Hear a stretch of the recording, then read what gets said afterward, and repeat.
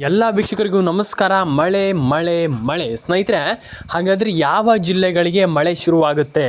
ಈ ಬಾರಿಯ ಮುಂಗಾರು ಮಳೆ ಆ್ಯಂಡ್ ಅದ್ರ ಜೊತೆಗೇ ಗಾಳಿ ಸಹಿತ ಮಳೆ, ಗುಡುಗು ಮಿಂಚು. ಹೌದು, ತುಂಬ ಜನ ಕೇಳ್ತಾ ಇದ್ದೀರಾ ಮಳೆ ಮಳೆ ಮಳೆ ಅಂತ. ಹಾಗಾದರೆ ಯಾವ ಜಿಲ್ಲೆಗಳಿಗೆ ಮಳೆ ಶುರುವಾಗುತ್ತೆ, ಯಾವ ಜಿಲ್ಲೆಗಳಿಗೆ ಮಳೆ ಬರುತ್ತೆ, ಯಾರಿಗೆಲ್ಲ ಯಾವ ಜಿಲ್ಲೆಗಳಿಗೆ ಯಾವ ಒಂದು ತಾಲೂಕುಗಳಿಗೆ ಎಷ್ಟು ಮಳೆ ಬರುತ್ತೆ, ಅದರ ಜೊತೆಗೇ ಮಳೆ ಎಂದಡು ವಿಚಾರ ಅಲ್ಲ. ಅದ್ರ ಜೊತೆಗೇನೆ ಇಲ್ಲಿ ಮಳೆ ಜೊತೆಗೇನೆ ಇನ್ನೊಂದು ವಿಚಾರ ಏನು ಅಂತಂದರೆ ಗುಡುಗು ಮಿಂಚು. ಇದು ದೊಡ್ಡ ಪ್ರಾಬ್ಲಮ್ ಆಗಿ ಕಾಡ್ತಾ ಇರುವಂಥದ್ದು. ಹಾಗಾದರೆ ಯಾವ ಜಿಲ್ಲೆಗಳಿಗೆ ಬರುತ್ತೆ, ಏನು ಕತೆ, ಪ್ರತಿಯೊಂದನ್ನು ಹೇಳ್ತೀನಿ ನಾನು. ಬನ್ನಿ ಇವತ್ತೊಂದು ವಿಡಿಯೋವನ್ನು ಶುರು ಮಾಡೋಣ. ಗುಡುಗು ಮಿಂಚು ಜೊತೆಗೆ ಮಳೆ ಬರ್ತಾ ಇರುವಂಥದ್ದು ಒಂದು ದೊಡ್ಡ ಒಂದು ವಿಚಾರ ಅಂತ ಹೇಳೋಣ. ಯಾಕಂದರೆ ದೊಡ್ಡ ವಿಚಾರ ಅಂತಂದರೆ ಎಲ್ಲ ಜಿಲ್ಲೆಗಳಿಗೂ ಬರುತ್ತಲ್ಲ. ಮತ್ತು ಇನ್ನೊಂದು ವಿಚಾರ, ಆ ರೀತಿ ಮಳೆ ಮತ್ತು ಗುಡುಗು ಮಿಂಚು ಬಂದಾಗ ತುಂಬ ಜನರಿಗೆ ತುಂಬ ಹಾನಿಗಳು ಉಂಟಾಗುತ್ತೆ. ಹಾಗಾಗಿ ಏನು ಕತೆ ಪ್ರತಿಯೊಂದು ಕೂಡ ನಾನು ಎಕ್ಸ್ಪ್ಲೇನ್ ಮಾಡ್ತಾ ಹೋಗ್ತೀನಿ. ಬನ್ನಿ ಇವತ್ತೊಂದು ವಿಡಿಯೋವನ್ನು ಶುರು ಮಾಡೋಣ. ಸ್ನೇಹಿತರೆ, ಗುಡುಗು ಮಿಂಚು ಮಳೆ ಒಟ್ಟಿನಲ್ಲಿ ಎಷ್ಟು ಜಿಲ್ಲೆಗಳಿಗೆ ಬರುತ್ತೆ, ಒಟ್ಟಿನಲ್ಲಿ ಯಾವ ಜಿಲ್ಲೆಗಳಿಗೆ ಮಳೆ ಬರುತ್ತೆ ಆ್ಯಂಡ್ ಅದ್ರ ಜೊತೆಗೇ ರೆಡ್ ಅಲರ್ಟನ್ನು ಘೋಷಿಸಲಾಗಿರುವಂಥದ್ದು. ಏನೋ ಈ ಒಂದು 13 ಜಿಲ್ಲೆಗಳಿಗೆ ರೆಡ್ ಅಲರ್ಟನ್ನು ಸರ್ಕಾರ ಘೋಷಣೆ ಮಾಡಿರುವಂಥದ್ದು, ಅಂದರೆ ಹವಾಮಾನ ಇಲಾಖೆ ಘೋಷಣೆ ಮಾಡಿರುವಂಥದ್ದು. ಹಾಗಾದರೆ ಆ 13 ಜಿಲ್ಲೆ ಯಾವುದು, ಯಾವ ಜಿಲ್ಲೆಗಳಿಗೆ ಮಳೆ ಬರುತ್ತೆ, ಯಾವ ಜಿಲ್ಲೆಗಳಿಗೆ ರೆಡ್ ಅಲರ್ಟನ್ನು ಘೋಷಣೆ ಮಾಡಿದ್ದಾರೆ, ಯಾವ ಜಿಲ್ಲೆಗಳಿಗೆ ಸಿಕ್ಕಾಪಟ್ಟೆ ಮಳೆ ಬರುತ್ತೆ, ಯಾವ ಜಿಲ್ಲೆಗಳಿಗೆ ಕಮ್ಮಿ ಮಳೆ ಬರುತ್ತೆ, ಯಾವ ಜಿಲ್ಲೆಗಳಿಗೆ ಸಾಧಾರಣ ಮಳೆ ಬರುತ್ತೆ, ಪ್ರತಿಯೊಂದನ್ನು ಕೂಡ ನಾನು ಹೇಳ್ತೀನಿ. ಬನ್ನಿ ಶುರು ಮಾಡೋಣ. ಸ್ನೇಹಿತರೆ, ರೈತರಿಗೆ ನಿಮ್ಮೆಲ್ರಿಗೂ ಗೊತ್ತಿದೆ ಪ್ರೈತರಿಗೆ ಎಷ್ಟು ಪ್ರಾಬ್ಲಮ್ ಆಗುತ್ತೆ. ಮಳೆ ಬಂದಾಗ ಹೊರಗಡೆ ಹೋಗ್ಲಿಕ್ಕಾಗಲ್ಲ, ಕೃಷಿ ಬೆಳೆ ಹಾನಿ ಆಗುತ್ತೆ.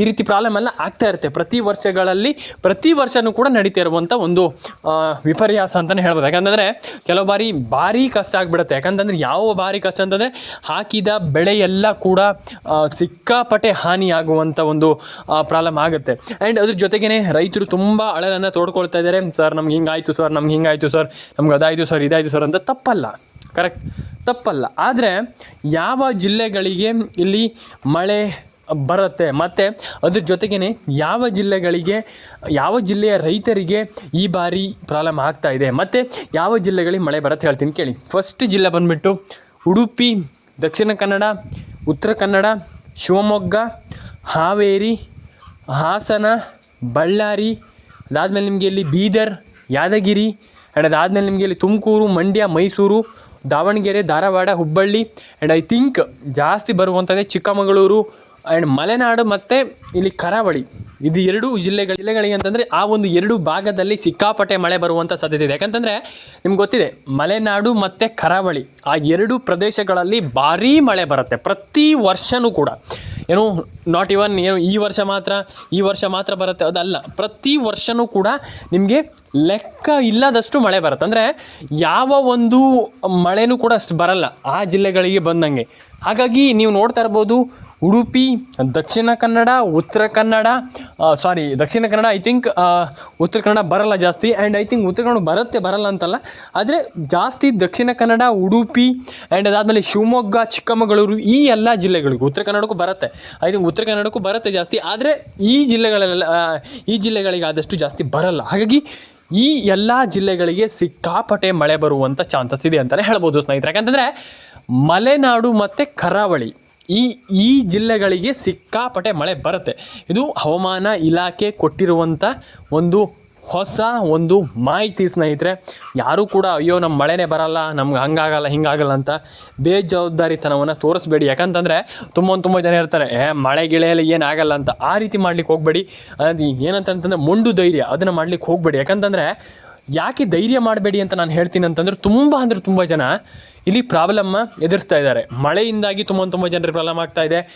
ಕೆಲವರಿಗೆ ಗೊತ್ತಿರಲ್ಲ, ಕೆಲವರಿಗೆ ಅದ್ರ ಬಗ್ಗೆ ಅರಿವಿಲ್ಲದೇನೂ ಕೂಡ ಹೋಗಿ ತಪ್ಪು ಮಾಡ್ತಾರೆ. ನಾನು ಅದೇ ಹೇಳುವಂಥದ್ದು, ಆ ರೀತಿ ಮಾಡಬಾರ್ದು ಅನ್ನುವಂಥದ್ದು. ಯಾಕಂತಂದರೆ ತುಂಬ ಬಾರಿ ನಮಗೆ ಗೊತ್ತಿಲ್ಲದೇನೆ ಆಗಿಬಿಡತ್ತೆ. ಕೆಲವು ಬಾರಿ ಆ ರೀತಿ ಮಾಡ್ಕೊಳ್ಬಾರ್ದು. ಯಾಕಂತಂದರೆ ತುಂಬ ಬಾರಿ ನಮಗೆ ಗೊತ್ತಿಲ್ಲದೇನೆ ತುಂಬ ಜನ ಪ್ರಾಣ ಕಳ್ಕೊಳ್ತಾಳೆ. ಆ ರೀತಿ ಮಾಡುವಾಗ ನಾವು ಇರಲೇಬೇಕಾಗ್ತದೆ. ಹಾಗಾಗಿ ನಾನು ಹೇಳುವಂಥದ್ದು, ಯಾರೂ ಕೂಡ ಜಾಸ್ತಿ ಹೊಳೆ ಕಡೆ ಆಗಲಿ ಜಾಸ್ತಿ ನೀವು ಎಲ್ಲಿ ಆದರೂ ಕೂಡ, ಹೊಳೆ ಅಂತಲ್ಲ, ಸರೋವರ, ನದಿ, ಯಾವುದು ಕೊಳವೆ, ಎಲ್ಲೇ ಆದರೂ ಕೂಡ ನೀವು ಮಳೆ ಬಂದಾಗ ಜಾಸ್ತಿ ಹೋಗಬಾರ್ದು. ಹಾಗಾಗಿ ಯಾವುದೇ ಒಂದು ವಿಚಾರದಲ್ಲೂ ಕೂಡ ನೀವು ಪ್ರಾಬ್ಲಮನ್ನು ಮಾಡಿಕೊಳ್ಳಬಾರದು ಅನ್ನುವಂಥ ನಾನು ಹೇಳುವಂಥದ್ದು. ಹಾಗಾಗಿ ಎಲ್ಲರೂ ಕೂಡ ಸ್ವಲ್ಪ ಎಚ್ಚರದಿಂದ ಇರಿ ಅಂತ ನಾನು ಹೇಳ್ತಾ ಸ್ನೇಹಿತರೆ, ಇನ್ನೊಂದು ವಿಚಾರ ಏನಂತಂದರೆ ತುಂಬ ಜನ ಕೇಳಿದ್ರಿ, ಈಗ ಈ ಇಷ್ಟೇ ಜಿಲ್ಲೆಗಳಿಗೆ ಮಳೆ ಬರುತ್ತಾ ಅಂದರೆ ಕರಾವಳಿ ಮತ್ತು ಮಲೆನಾಡು ಪ್ರದೇಶಕ್ಕೆ ಮಾತ್ರ ಮಳೆ ಬರುತ್ತಾ ಅಥವಾ ಬೇರೆ ಜಿಲ್ಲೆಗಳಿಗೂ ಕೂಡ ಮಳೆ ಬರುತ್ತಾ ಅನ್ನುವಂಥದ್ದು. ಅಂದರೆ ಅದಿಷ್ಟೇ ಜಿಲ್ಲೆ ಅಂತ ಅಲ್ಲ, ಯಾಕಂತಂದರೆ ಆ ಇಷ್ಟೇ ಜಿಲ್ಲೆಗಳಿಗೆ ಮಳೆ ಬರುತ್ತೆ ಅಂತ ಹೇಳಲಿಕ್ಕೆ ಸಾಧ್ಯ ಇಲ್ಲ. ಎಲ್ಲ ಜಿಲ್ಲೆಗಳಿಗೂ ಮಳೆ ಬರುತ್ತೆ, ಆದರೆ ಕೆಲವೊಂದು ಬಾರಿ ಮಳೆ ಬರ್ದೇನೂ ಇರ್ಬೋದು, ಹೇಳಲಿಕ್ಕಾಗಲ್ಲ. ಹಾಗಾಗಿ ನಾನು ಹೇಳ್ತಾ ಇರುವಂಥದ್ದು ಆ ಎಲ್ಲ ಜಿಲ್ಲೆಗಳು ಮಳೆ ಬರುತ್ತಂತಲೇ ಇಟ್ಕೊಳ್ಳಿ. ಯಾಕಂತಂದರೆ ಎಲ್ಲ ಜಿಲ್ಲೆಗಳು ಮಳೆ ಬರುತ್ತಂತ ಇಟ್ಕೊಳ್ಳುವಂಥದ್ದಲ್ಲ, ಪ್ರತಿಯೊಂದು ಜಿಲ್ಲೆಗಳಿಗೂ ಮಳೆ ಬರುತ್ತೆ. ಆದರೆ ಇಲ್ಲಿ ಅಷ್ಟೇ ಜಿಲ್ಲೆಗಳಿಗೆ ಮಾತ್ರ ಬರುತ್ತೆ, ಇಷ್ಟೇ ಜಿಲ್ಲೆಗಳಿಗೆ ಮಾತ್ರ ಬರುತ್ತೆ ಅಂತ ನಾವು ಕನ್ಸಿಡರ್ ಮಾಡಲಿಕ್ಕಾಗಲ್ಲ. ಎಲ್ಲ ಜಿಲ್ಲೆಗಳಿಗೂ ಮಳೆ ಬರುತ್ತೆ, ಆದರೆ ಕೆಲವು ಬಾರಿ ಕಮ್ಮಿ ಆಗ್ಬೋದು, ಕೆಲವು ಬಾರಿ ಜಾಸ್ತಿ ಆಗ್ಬೋದು. ಒಂದು ಡಿಪೆಂಡ್ಸ್ ಅಷ್ಟೇ, ಡಿಪೆಂಡ್ ಆನ್ ಏನಂತಂದರೆ ಡಿಪೆಂಡ್ ಆಗಿರುತ್ತೆ ಅದ್ರ ಮೇಲೆ. ಏನಂತಂದರೆ ಹವಾಮಾನದ ಮೇಲೆ, ಎನ್ವೈರನ್ಮೆಂಟ್ ಹೆಂಗಿದೆ ಅದ್ರ ಮೇಲೆ ಮಳೆ ಬರುತ್ತೆ ಅಷ್ಟೇ. ಯಾರೂ ಕೂಡ ಇದನ್ನು ಕಂಟ್ರೋಲ್ ಮಾಡೋಕ್ಕಾಗೋದಿಲ್ಲ, ತಡೆಯೋಕ್ಕಾಗೋದಿಲ್ಲ, ಏನೂ ಮಾಡಲಿಕ್ಕಾಗಲ್ಲ.